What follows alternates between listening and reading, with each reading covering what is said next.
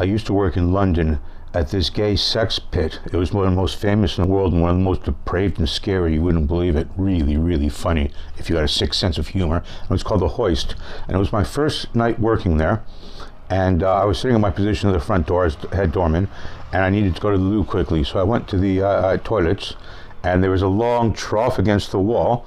And at the very end of it, there's this old guy that was wearing like leather chaps with his bits all hanging out, a leather waistcoat with a leather mirror cap, and he had a piece of string around his neck with a funnel tied to it, and it's just like, oh my god, because he's got the funnel there so guys can pee directly into his mouth, and he's like, God. So I'm like, okay, no, just I had to go pee really bad, so I just do anything but look at the old man with the funnel around his neck. Just do anything that you probably can.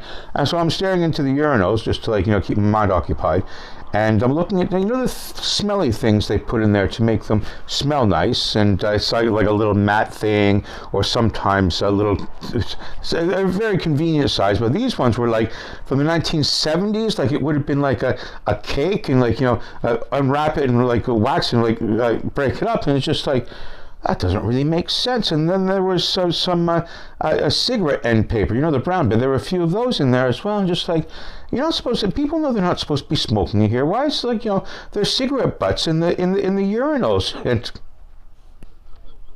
I looked really closely, and it was bread, and it was bread that some sick fuck had broken up and crumbled up and spread it through the urinal, and what looked like cigarette paper was the crust.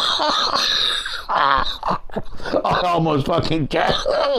Think about it. Just And the worst thing is that someone puts it in there so they can take it home and eat it at the end of the night. And I know this because at the end of the night there was no bread left in the urinals. The guy had picked it all up. If you like my tales of filth and depravity, please join my mug club.